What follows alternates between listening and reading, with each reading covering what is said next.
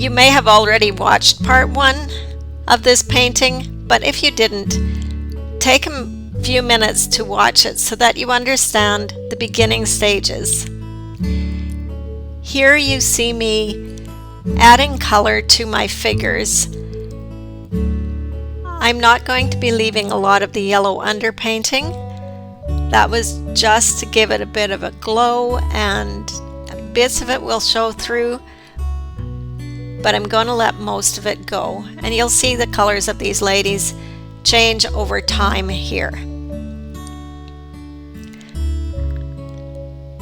One thing that you want to be sure is that some of your lines of your figures do overlap. That gives your painting more depth and more interest.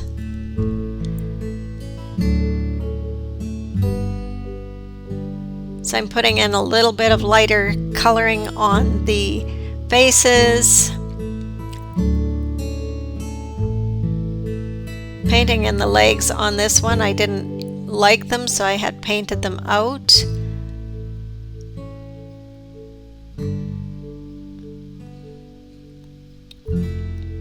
It's important to work on your whole painting at one time. So a little dab here and a dab there. Keep it connected. Here I'm adding some dictionary text for the legs. Again, pattern is an important element in design, and it can add some visual interest to your work when everything else is very plain and flat. So you can't see them well yet, but I will paint over those legs. I've mixed up some greeny gold using my cerulean blue and Hansa yellow, and I'm going to change up some of the colors of these dresses.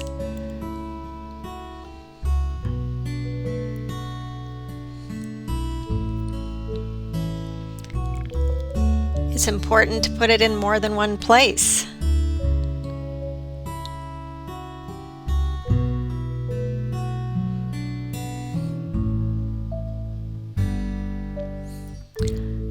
Here I'm using a catalyst wedge with notches in it. Now if you don't have this type of tool, it's easy enough to make one out of an old key card and just cut notches in it. Adding some pattern with a stencil, so I've just put white through the stencil, and you'll see me later tone over this so it's not just sticking straight out, but pattern is an element that is nice to add to break up all the plain surfaces. I've painted the hair red on those two gals. That also may change, but often I like to paint a bright undercolor so that a little bit of it shows around the edges, or I can scratch back into it after.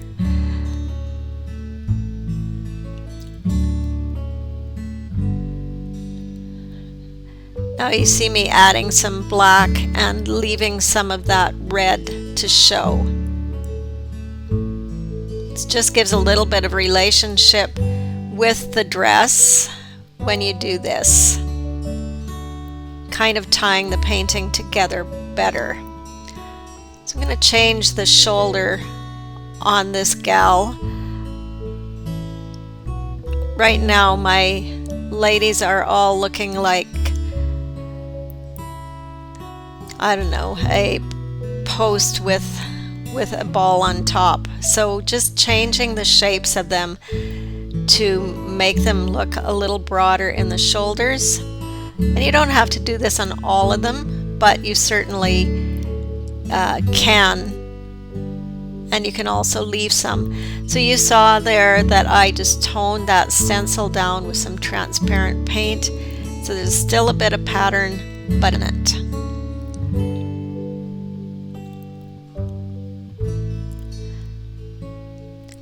Painting in an arm can also be interesting, and you don't have to put arms on all of them or on both sides of them.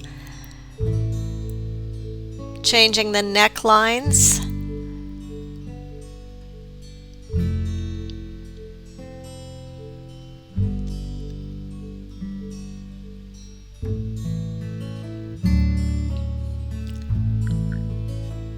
painting in the legs with some lighter color. And again, these will be painted several times and just until they get just right.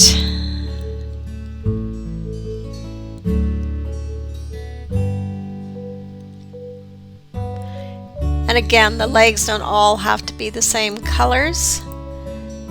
Here you see me going in behind again, painting negatively, lightening up that color so you now really see the legs starting to pop forward. So wherever there's higher contrast, that's going to bring elements out.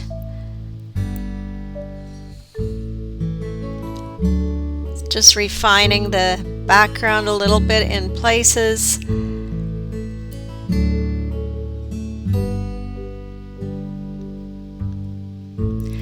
You want to make sure that your legs are interesting as well and maybe have a bit of movement to them, that they're not all looking like fence posts.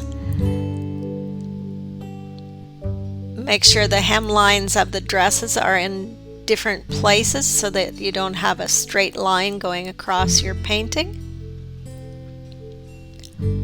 Again, putting in some more arm shapes on the body, just changing how these look. So starting to give them a little more personality, painting in some more hair.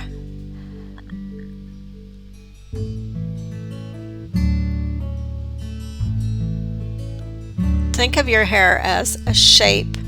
I usually do 2 quick brush strokes from the part line. Now, of course, you can make your hair longer, various colors, flip it up.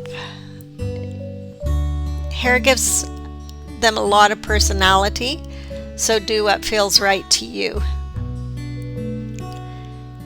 Adding a little shape for the hands, and then just working on the faces a bit more. I don't like giving them a lot of definition, but a little bit of contrast from side to side, maybe an indication of a nose or a mouth,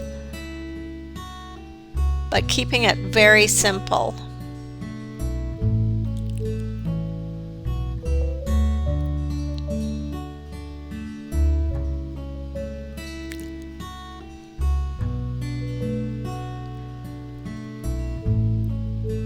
I hope you enjoyed watching the transformation of these ladies and that you will continue working on yours.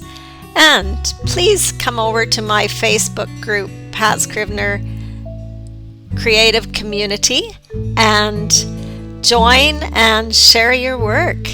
I'd love to see what you did with this tutorial.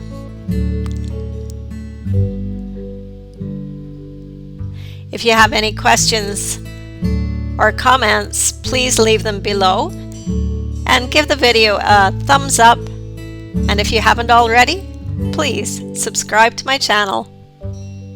Thanks for watching and have a lot of fun with your painting.